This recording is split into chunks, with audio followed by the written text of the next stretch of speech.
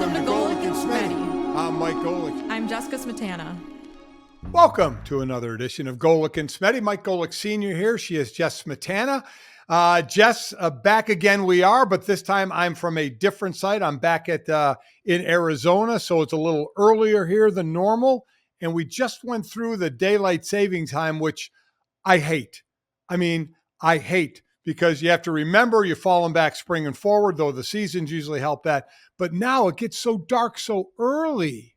It's dark early and it's light early, which is good when I have to go into work early because, you know, you're an early riser also. Yeah. It's easier to get up when the sun's out. But like last night during Monday Night Football, I was in bed at halftime. It was night for me. I can't stay up late and wake up early. That's just not going to happen. But like daylight savings totally wrecked me this weekend. I was at a wedding in Boston and thought, okay, like this is great. I'll get an extra hour of sleep after the wedding, so we can go out and like have fun, and then get an extra hour, wake up, and still be, you know, somewhat well rested, fly back, and then work on Monday. Instead, I went to bed Saturday night, not that late, like 12:30, 1 o'clock. Woke up Sunday morning at 6 a.m. and was just wide awake. Completely like wide awake, no shot I was gonna fall back asleep, and then that was it. So I've just been exhausted now for like 48 hours straight. So you don't like being wide awake early, huh? I dig, but you're right. I guess I spent a lot of my life that way, whether getting up to go to football or radio. What am I gonna do in Boston at 6 a.m. wide awake? My boyfriend's still asleep. Nothing's open. Maybe it's a Sunday. I don't like live in Boston. Get up and go take a jog. How about that, Jess? No. Bake a baked good. I was in a hotel, Mike. I'm not gonna bake something. All right. But you know, your point is valid. Yeah. I will say one thing that's kind of insane about Miami is that like there's a ton of coffee shops here. They're all really great coffee. 95% of them open after 8:30 in the morning. Why? I don't understand 3 that. 3 hours too.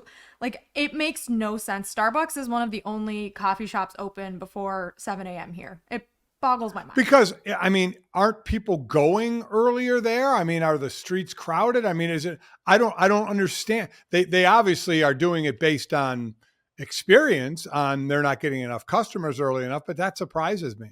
This past week has been a big week for my household. We made a purchase last week, Mike, that I think you'll be as excited about as I have been. Okay. We got an air fryer. Oh. And I just used it for the first time. I kind of wish I had gotten it 2 years ago. I'm surprised it took you, for someone who loves cooking and baking, that it took you this long to get one. The reasoning, and I'm not surprised that you love yours, because like I'm guessing you just pop in like frozen pizza rolls and stuff like that, and they're ready in like 2 How do you minutes. know I'm not popping in like that? salmon or chicken or something that's healthy for me? Why does it have to be pizza rolls? Fair. Because it just seems like your type of snack. The reason we haven't gotten one is because my boyfriend grew up in New York City. He's very anti-appliances. Really? Because no room for them? Grew up without any room to put them. But he moved to Miami like a year ago, and I was like, now we have counter space. We're gonna get a coffee maker. We're gonna get an air fryer. We're gonna get microwave, a stand mixer. He has a microwave. That's like the one appliance he had in New York. But it's great. And now we have an Instant Pot, and this has just like added a whole new dimension to my repertoire in the kitchen now. I just watched toast get toasted. We got one of those like oven ones, not like the pod ones.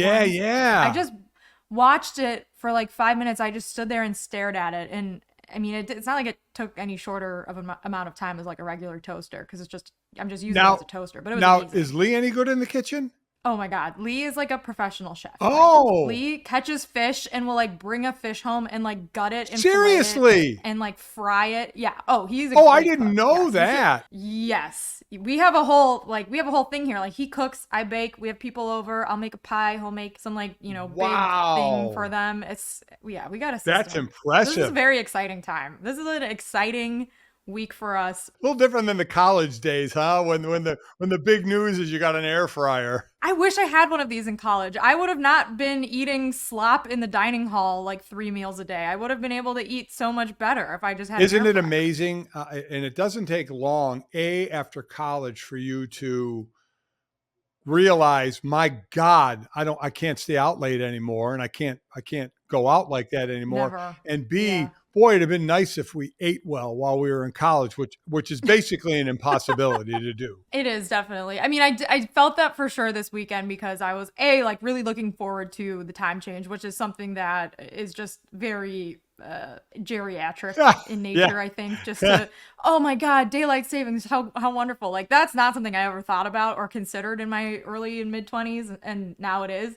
But also after a wedding, there's always like that 10-minute like, should we go to a second bar kind of thing after like the reception and like the after party ends. And like my boyfriend and I were both like, we're going to bed. We're not even gonna think about it. Like all of his friends went out and we were like, let's just not say goodbye to anyone and go to sleep. I found it being more, and my son Jake would do this, when you used to go out all the time and then you don't want to go out anymore. There's a lot more Irish goodbyes where you don't say a word to anybody. You just, and then boom, you're gone. Yeah, we were like, we're going to meet you guys out. And then we just like went straight to the elevators. We were like, we're going to. And like nobody cares anymore, right? They don't see you there and they're just like, oh, they just Irish goodbye us, So no one cares. So I'm interested for you in the weekend of college football because you went to Clemson for a year and then you finished at Notre Dame. And Notre Dame and Clemson played one another. So before we get to the game, I would imagine your allegiance was toward Notre Dame, but was there any pull at all to Clemson because you started there? No. So I used to root for Clemson after I left Clemson. I was still like a fan of Clemson because they were really, really good.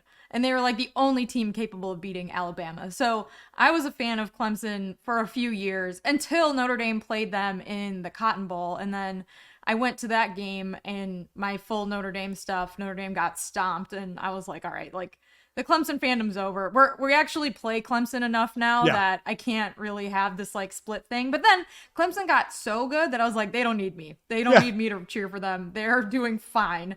And that obviously has changed over the last 2 seasons. But no, I would say like I'm very firmly in the Notre Dame camp for all things college athletics. Like Clemson, I had a great time there. It's a great school. I'm sure a lot of Notre Dame fans went to tailgate this weekend and got a really beautiful day, as opposed to the last time Notre Dame played there in 2015 when there was a once in a century rainstorm that washed all of us out.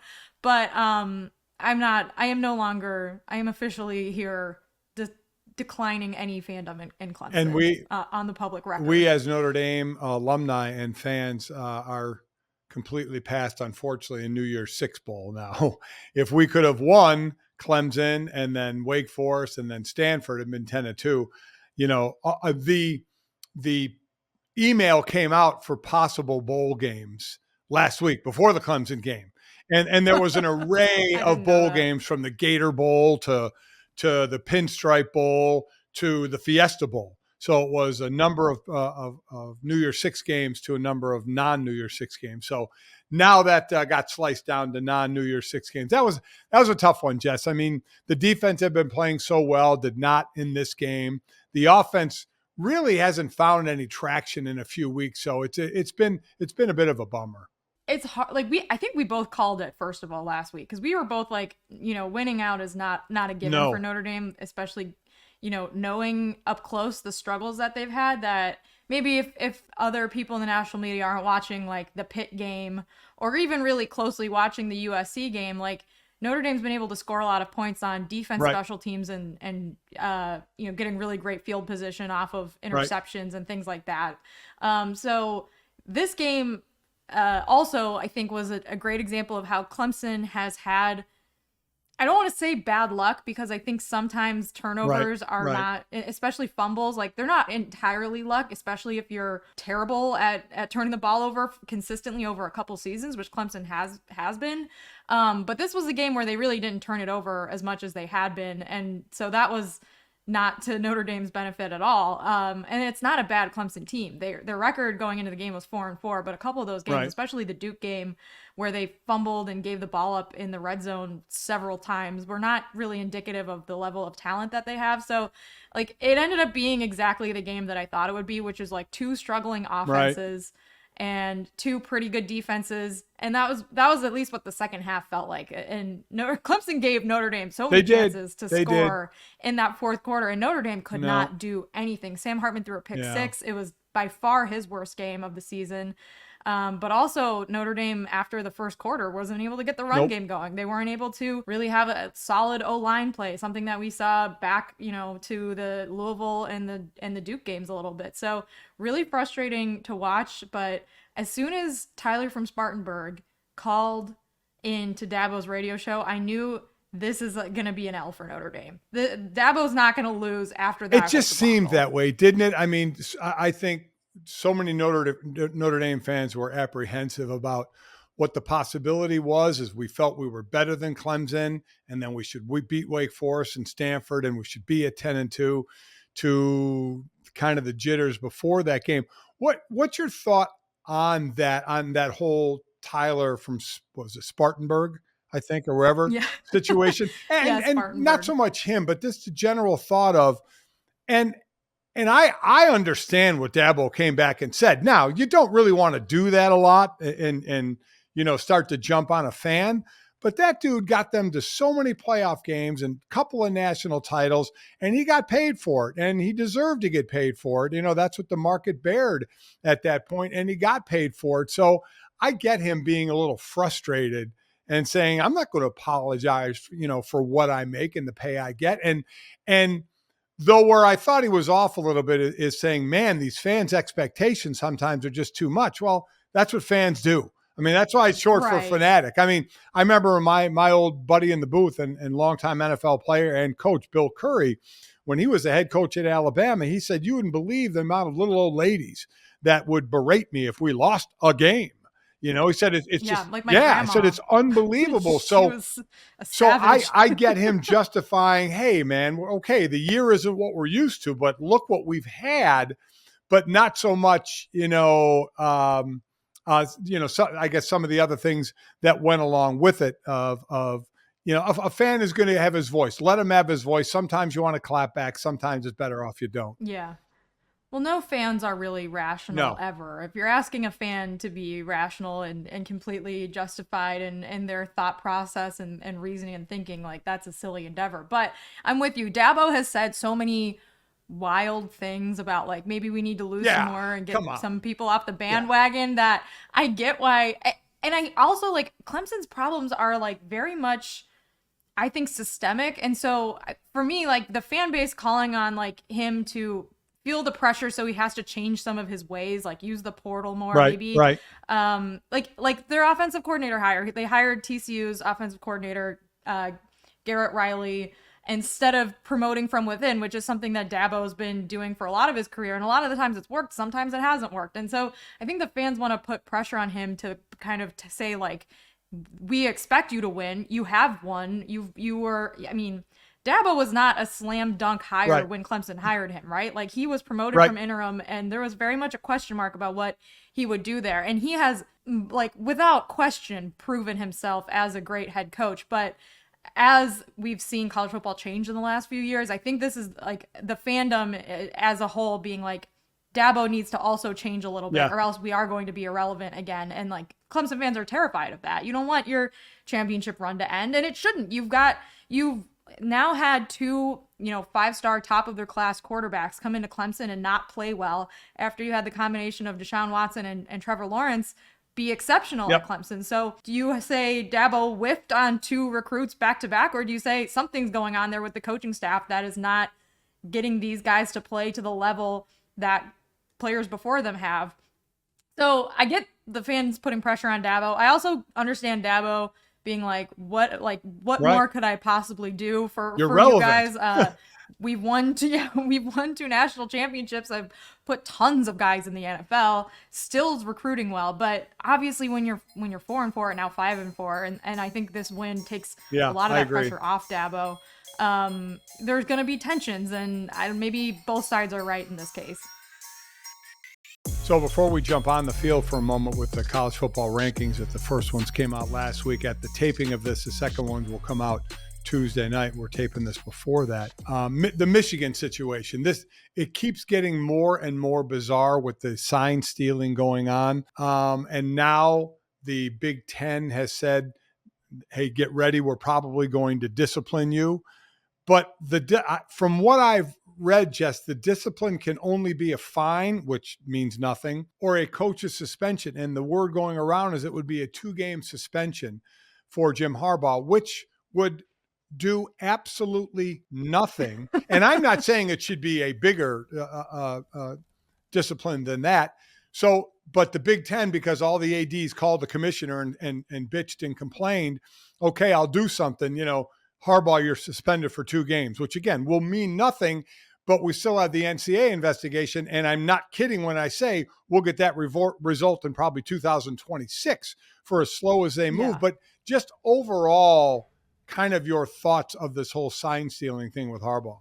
I just think that it's fascinating that college football is so ill-equipped to deal with seemingly the one thing that it should be able to deal with, which is rule breaking that offers a competitive advantage to a team. Or maybe you can argue whether it's a huge competitive advantage or not, but the rules are that you can't go and scout games and electronically videotape the sideline to disseminate the signals and then go back to your own sideline and tell the OC or the DC. And that's what Connor Stalions has been alleged to do. There's also lots of video evidence, according to, various coaches and some stuff that's just on Twitter that we've all seen with our own eyes. So it's just fascinating to me how college football is like a century plus old sport. And still, when it comes to the one thing that should be, these are the rules, this is what happens if you break them, we're just completely inept and clueless. I have absolutely no idea what the Big Ten commissioner will do about it. He has to he's going to end up making everyone unhappy no matter what he does, because you've got all these Big Ten head coaches that want one thing. You've got Harbaugh and Mich-again, which is a huge brand in the Big Ten. One of their ticket to the playoff this year, maybe one of 2 tickets if Ohio State ends up getting in 2, depending on what happens to everyone else. But that's a money-making opportunity for your conference. And tons of, Michigan has this humongous passionate fan base that you don't want to piss off either. And so who are you answering to now? Are you going to piss off the rest of all the Big Ten head coaches and their fans and those players and those schools and university presidents? Or are you going to piss off Michigan and also a whole swath of people that think the entire thing is stupid to begin with? So I have no idea. This is why he gets paid the big bucks, Mike, because he's going to have to make some sort of decision. But I'm just flabbergasted with how inept the entire, we saw it during COVID, right? We saw it the summer going into the COVID season 2020 when the conferences and the teams and the universities could not get on the same page. Everyone had a completely different idea of what was happening and what should happen. And here we are again, only with something that is far funnier because the guy's name is Connor Stalions. Oh, no doubt a porn name. Made up. It's somewhat ridiculous. But again, the only thing I read was fine or suspension, that the Big Ten didn't have any other power than that, because what the ADs of the other schools wanted. They wanted Michigan out of the postseason. And that's not going to happen, because you're right. It's not good for the Big Ten. And that's what the commissioner is going to have his eye on, is saying this isn't good for our conference. So and we sit there and talk about sign stealing. I can talk about this from on the field, practical application of sign stealing. Is it worth it? Everybody wouldn't be trying to do it if there wasn't some advantage. I'll tell you that right now. There was a great article in The Athletic by a coach of a team that did not play Michigan, does not have them on their schedule, and talked about he's the guy for that team that steals the signs. And whenever we say steal the signs, it sounds illegal. But you're allowed to watch a game on tape, not tape the game, not be there and tape it, what porn man Connor Stalions did, the porn name guy. You can't do that, but you can watch a TV tape or the coach's tape, or be at the game and look and steal signs. And then it's incumbent on the other team to change their signs. It's been like this forever. We had coaches in the 60s and 70s talking about how they used to try and steal each other's signs. This is not something new, and it's not going to end. There's just a line that was crossed that made it illegal. And of course there's an advantage. I know Deion Sanders said, we can mail you the playbook, you still have to execute. That's true, but the guy the coach who's the sign stealer for this team who wrote the article, he said, yeah, I heard Deion say that. He said, I wish we played Colorado, and I'll let him know just how much of an advantage it is when we know the play that they're going to run. And he's right. Yeah, I would say that would be a pretty big advantage. I think that's like the whole point on, film sessions. Exactly. It is without question an advantage, but it's done all the time. Michigan just went too far in that situation. We'll see what happens to them, which is going to be nothing. And in the 2-game suspension, remember when Harbaugh was suspended 3 games, he was still allowed at practice all week. And I know they have the game against Penn State. They're going to hammer Penn State. Penn State, I don't think is as good as we think they are. They don't throw the ball very much vertical down the field. I know they're going to play at Happy Valley, which is a great place to go play a game. Michigan's just too good. They're too good. So I don't see any effect happening from this at all. So this leads to the first college football rankings came out last week, and it was actually Ohio State that was the top team in all of that, ahead of Georgia, Michigan, and FSU, Florida State that were in there as well. So giving you the chance right now where we are in the season of how the season may play out, which 4 do you think are going to get in? That's a good question. I mean, I would be surprised at this point if Florida State lost. Me too. Although I wouldn't be that surprised. But I don't think they will. I think that they've got a really solid shot. Like, they're playing well right now. I mean, Georgia is playing Mississippi this weekend, so that's a big game. But again, like, Mississippi has a good win over LSU, but they haven't played too much other, big top talent. So I think Georgia will win that. Michigan, of course, like, this is basically their preseason has now ended because they're playing Penn State this weekend. So we haven't seen them play really any quality opponents, but they're still 9-0. So, I mean, Ohio State is the one where Notre Dame losing to Clemson really hurts them, because now that's a quality win that, a game they barely won now is against a team that's 7-3 instead of 8-2. So that will hurt them. And then you have Washington and Oregon, and I really think Washington has the resume for it. If they win the Pac-12, they're in. But Oregon has been playing so well. Yes, they have. And they play USC this weekend. USC just fired their defensive coordinator. So I expect Oregon to win that game and score a ton of points. But, they have the loss to Washington, so they're going to have a little bit more of a struggle to get in. But I do think they're one of the best 4 teams. And then there's Texas and Alabama. And Texas and Alabama are also, they're both really good. Texas quarterback is hurt, but they've got a really clear path now to winning the Big 12 now that Oklahoma has 2 losses. As long as they keep winning. They had a really close game against Kansas State this weekend, but it's really hard to say. There's still 3 really, really important weekends left, but if I had to say it, if you're forcing me, I'm going to say Georgia, Michigan, Florida State, and Washington, ? I love that question mark. Okay. I don't Follow know. me here and tell me what you think. I think there's going to be 2 undefeated teams that I can say right now. There could be more, but I'm going to say Michigan and Florida State are undefeated. I think they're going to be undefeated. So they're going to be in. Georgia, man, Alabama, Georgia. I think it's going to come down to that in the SEC title game. And Alabama, we know, can run the ball. Milroe had 4 touchdowns on the ground in the game against LSU. He was Georgia, awesome. He's really, so really is. But they can't pass. I mean, poor Tommy Rees, their coordinator, has had a non-passing quarterbacks at Notre Dame last year and non-passing quarterbacks at Alabama this year, of which one of them is one of the quarterbacks he had at Notre Dame last year, or saw the field, I think, 1 time. So that game to me is an iffy game for Georgia. Can Alabama pull off that? And then Washington, I picked Washington in my initial Final Four at the beginning of the season. But Jess, I'm with you. I think Oregon's playing better right now. And if they match up in the Pac-12 championship, I have a feeling Oregon could win that game, which would give them 1 loss and Washington 1 loss, and 1 loss apiece there. I think of the 1-loss teams, Big 12's out.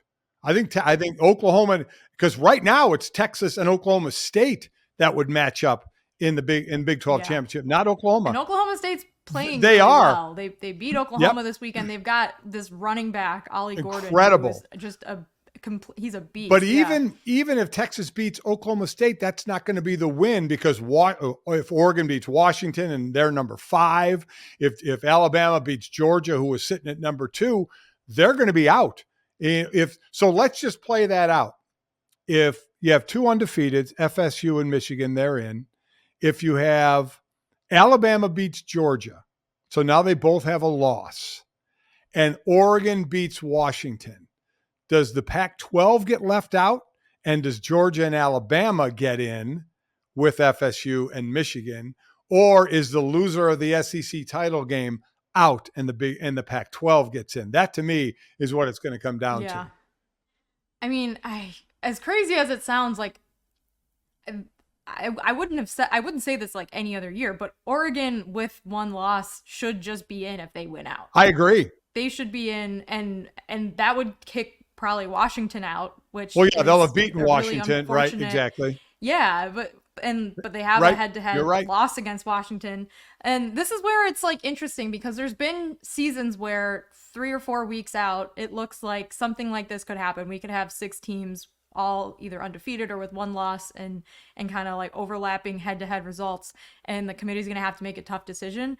The last like 10 years, Mike, it's worked itself out. Yes. So maybe it will work itself out this year, but I'm with you, because the last few years, the Pac-12 hasn't had a real contender in there. So that's what's making it harder. So you've got potentially, the 5 power conferences all with a 1 or no loss team, maybe a couple of them with 2 teams like that. If Alabama and Georgia are both 1-loss teams.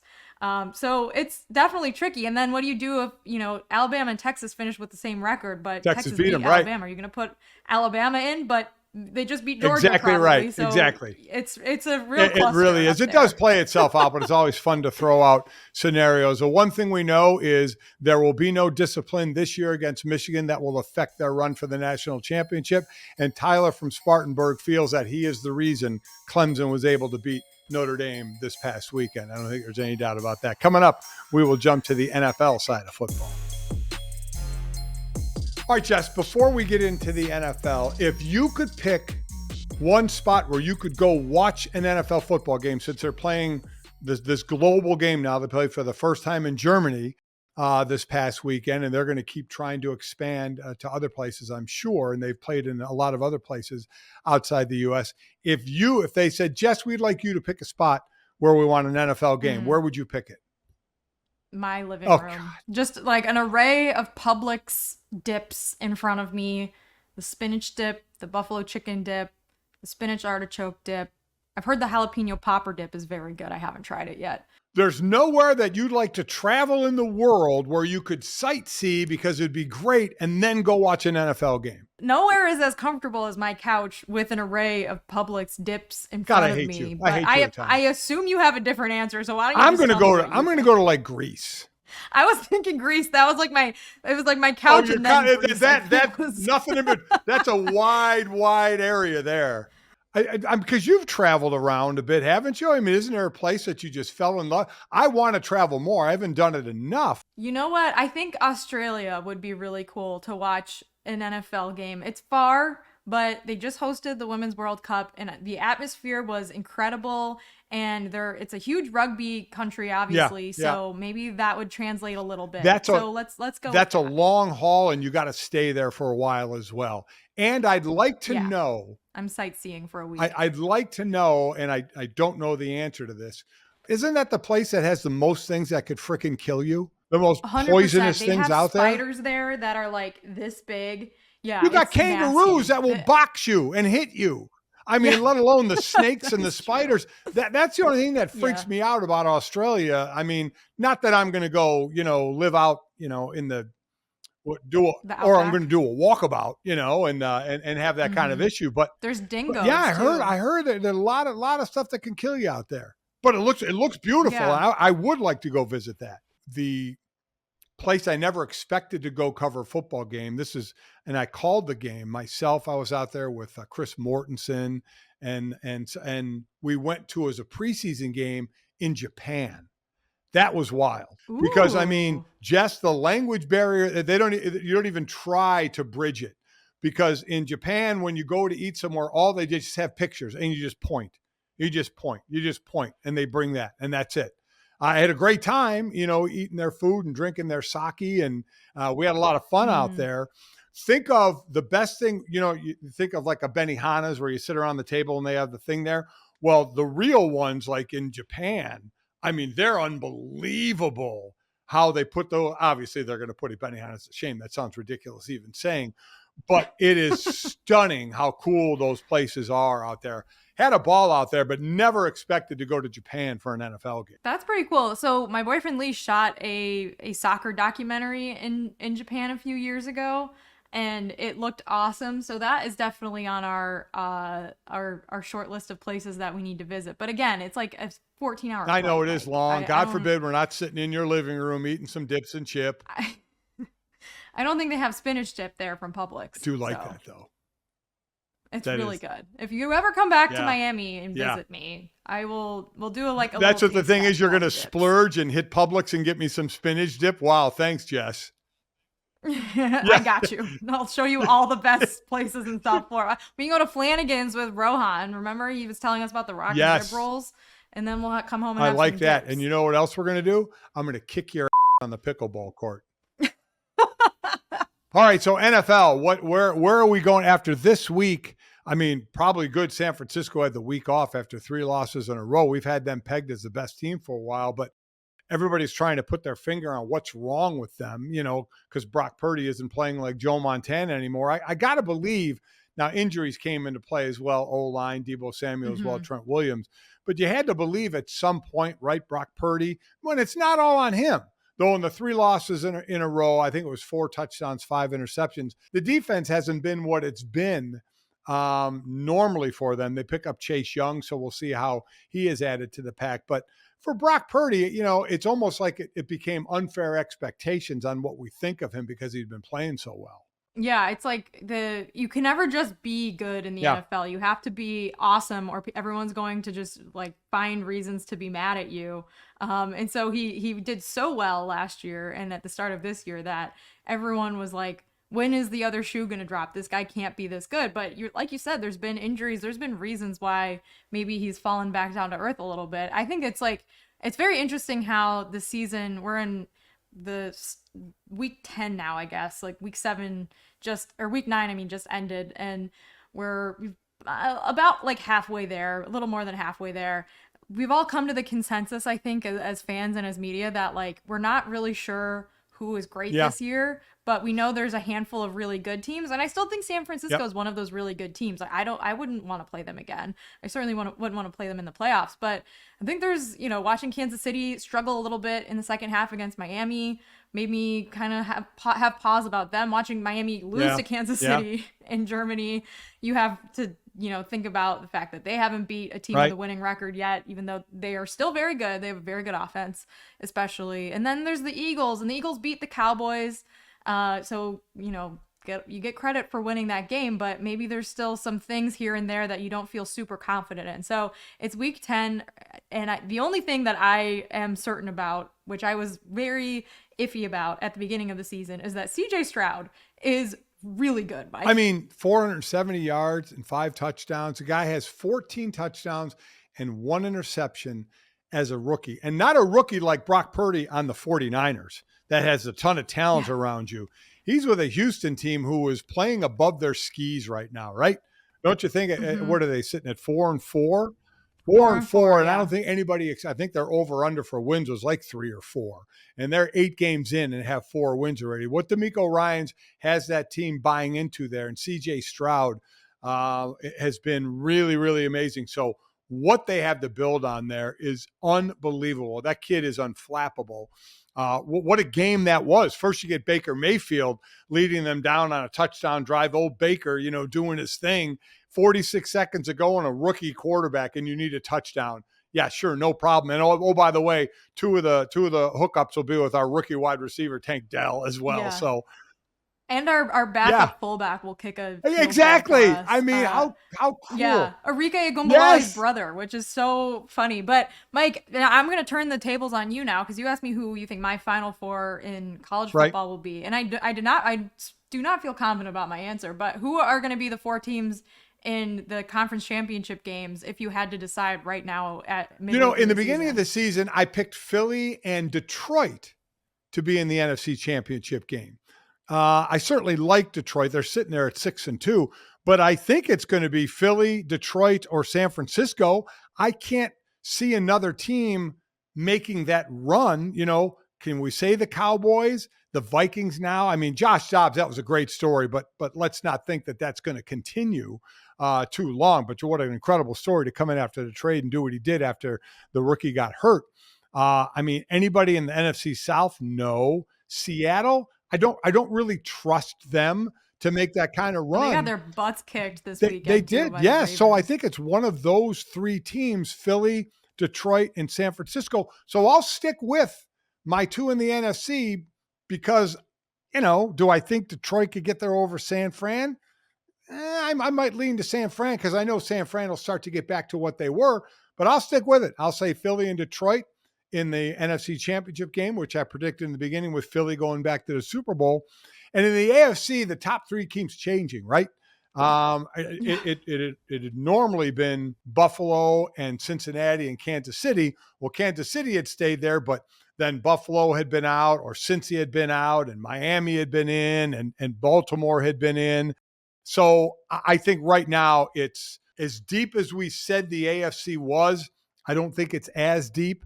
Buffalo is still tough to trust. Miami hasn't beaten a winning team yet, so I still think it's Kansas City right out of the gate. I think Cincinnati is starting to peak and hit the back half of the season on the offensive side.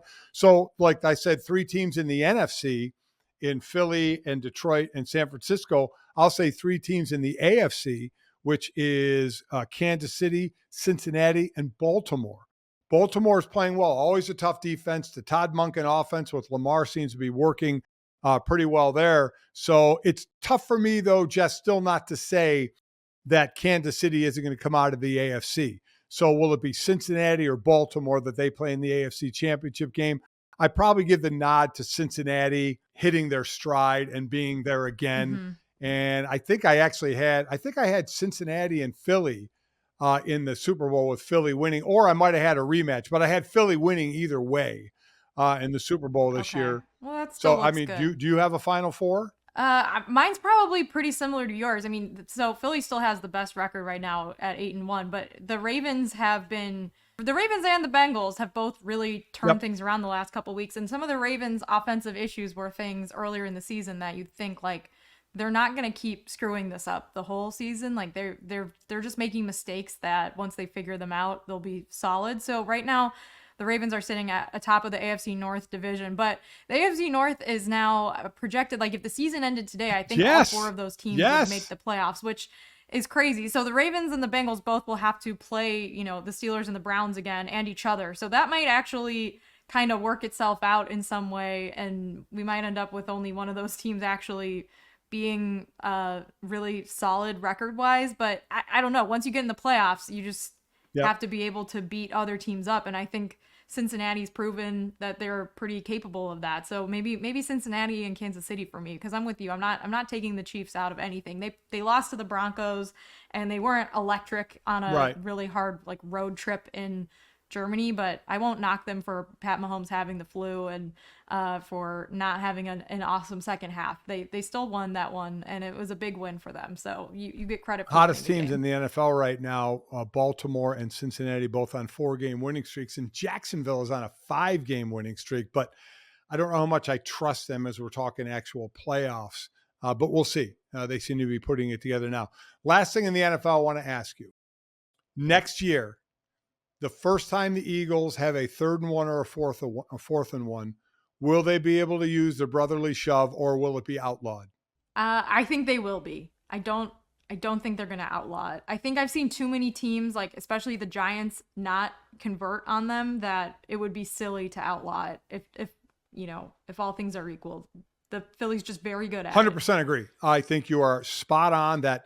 Because other teams have tried it and failed. There are teams, the Giants had 2 O-linemen hurt when they tried it one time. Yeah, it was ugly. I still, Jesse, as a former D lineman, I still watch these teams try and defense this thing. And it still blows my mind. I saw a couple linebackers, including Micah Parsons, try this in their last game. Dive over the top. As soon as they leave their feet, think of surfing a wave. Because that's all they're doing. Yes, that's exactly what they're it on top like. of a human Philadelphia Eagle wave and just getting pushed forward. I can't believe they're still doing it. If I were defending this, because nothing has worked, and oh, by the way, Philadelphia has run another play off it, that counter play. But still, I would get a guy, one of my D linemen, I would stand him up right behind the nose tackle or the guy that's down low on either side of the center, those two guys, and I would have a linebacker behind that guy, and I would push him.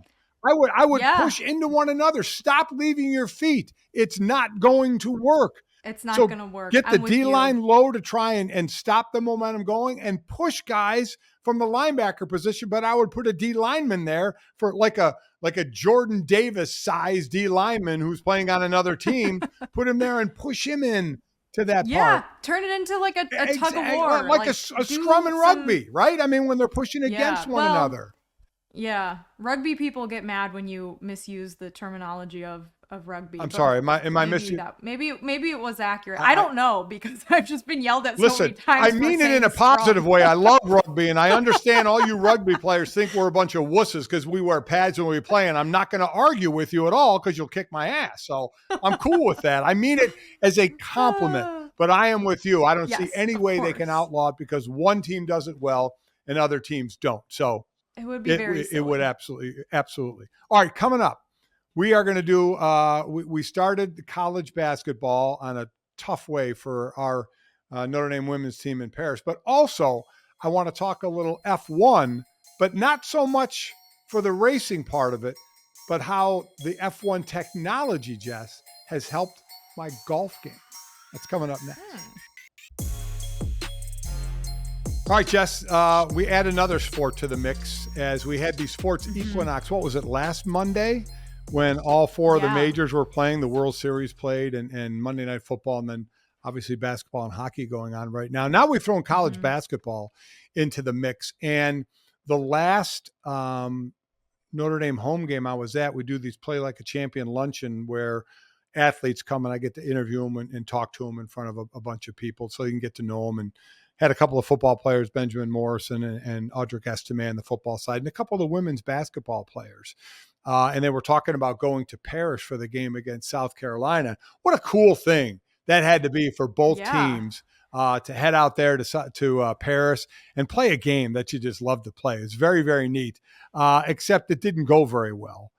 For the Notre Dame women. I was watching this. I was at a place getting my knee worked on a little bit, and I'm watching Notre Dame winning this game like 28-26, whatever, right in that area. And next thing I know, it was just an absolute ass whooping. I'm like, oh my God, what the hell happened? And the second quarter happened, where South Carolina just decimated Notre Dame. Yeah, South Carolina's a really good team. And, I thought Notre Dame would be good too. And I think they are good, but Notre Dame's got their best player right now on the bench, Olivia Miles. She's got, we talked to Neil Ivey a few weeks ago and her timeline's pretty unclear, but it seems like she will not be back in any short-term period. So Notre Dame's freshman, Hannah Hidalgo, who is a player that has been hyped all summer, comes in at guard, and she's a freshman playing her first game in Paris against South Carolina, and she was awesome, Mike. I thought she totally lived up to the hype in this game. Broke a record for the most points by a freshman in a game. And then the Notre Dame men's basketball team played last night, and their freshman broke a record for Notre Dame for points by a freshman too. So really exciting futures for these teams looking ahead. But this is going to be it's a really, really tough opponent to open your season with. Like South Carolina is totally legit, and their players are tall and they are big, and they are just Don Staley's a Hall of Fame head coach. Like that's a really tough way to open your season when you're starting a new rotation. But Notre Dame's going to have to work a little bit. They're going to have to kind of be able to generate some offense against teams like this and figure out a way to work around when they have a little bit of a height advantage. Yeah, Hannah Hidalgo was one of the young ladies that was at this luncheon that I got to talk to, and great to talk to. As you mentioned, incoming freshman, just all huge star coming out of high school. I think the fifth top prospect coming in the country, had 31 points. Just, the lights were not too bright for her as a freshman. How about though LSU, the number one team in the country, number one last year, and getting in some big time in the transfer portal, and they end up getting smoked by Colorado. That was pretty wild. I thought it might be a close game because Colorado was a Sweet 16 team and they brought back a lot of their players this year, but I didn't expect Colorado to like totally blow them out. Like it was like the primetime game and the opening day, and LSU didn't have a lot of answers for them. So I really like I'm not that worried about Notre Dame. I'm definitely not worried about LSU. I think like they both have tons of talent on their team. I mean, especially LSU getting Haley Van Lith and Right. Anisha Morrow in the portal. Like they just need some time to gel, and I think things will come together for them. But tough opening Really, days for really both of was. those ranked teams. Heading over to F1, nothing really to talk about as of late. Max Verstappen keeps beating everybody. But in a couple of Yep. weeks, or like 10 days from now or so from us taping this, is the F1 race in Vegas. Now, I'm going to Vegas this Sunday to do the Jets at the Raiders.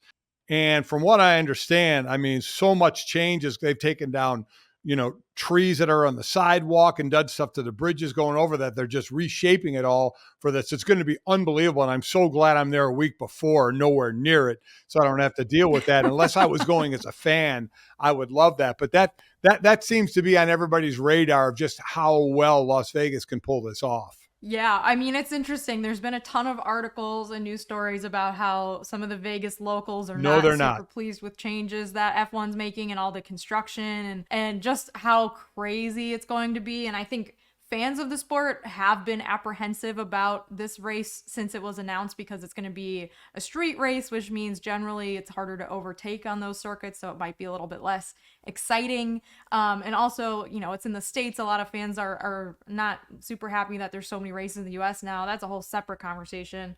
But also just like, this race, it could be kind of like how Miami was the first year, where it was like a little bit unorganized, right, and didn't go super smoothly. So we'll see. I'm looking forward. Let me go back to what you just said, and I didn't know this about the course. I mean, is it going to be like Monaco, where you basically aren't going to be able to pass anybody? I don't like that. It's very, yeah, it's possible. I mean, they're racing right down the strip, so I don't know exactly how it will play out, but generally the street circuit races have been really tight races and really hard to overtake on. All right. Well, I mean, I can't wait for the spectacle of it all. They're talking about top floors of hotels like penthouses that look down on the racetrack going for like $1 million.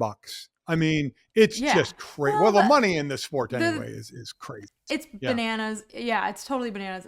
There's also been a pretty significant price drop to some tickets that I've seen. Like they maybe overestimated how many people would. I mean, how many pay people that amount generally can pay like $2,000 a night? I don't. Right. I don't know. Right. We know you can, but yeah. With Willow's. There you go. Just kidding. So here is how F1 has helped my golf game, Jess. I am a slicer off the tee. Sometimes worse, sometimes decent, but for the most part, I slice. I got suckered in by a Hank Haney kind of infomercial about a club that stops the slice. And it's called the SF1. Okay. And it uses F1 technology with kind of wind drafting. So what it does is when you swing down on this, the airflow makes the toe of the club stay in and not go out. It makes it stay in more, so your club face supposedly doesn't open up and slice the ball. That's supposed to be one of the fixes of the slice. This is aerodynamically made so the toe stays in, and that's from F1 technology. So I am going to be, I'm already an F1 fan, Jess, but let me tell you what. Now, Mike slices, my son Mike, my son Jake slices, my son-in-law Ben, Sydney's husband, they're about to become parents in 2 weeks, by the way. He slices. They all hit it a ton, but they slice it.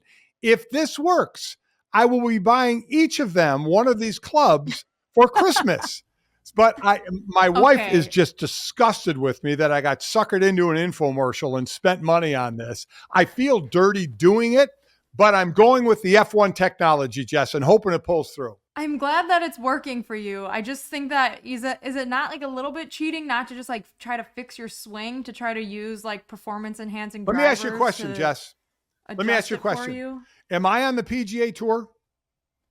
Enough said. No. Don't care. I don't care what piece of equipment comes out. If it makes me play better and it's not legal for the PGA, but us amateurs can use it, I'm using it because I don't give a damn. I'm not playing anybody for money here, man. And nobody said this is an illegal club. That's fair. I mean, I think our next present for you then should be getting like a giant cup to put on top of the actual hole just to make putting. I would have no easier. problem with that at all, and I would not feel bad one bit.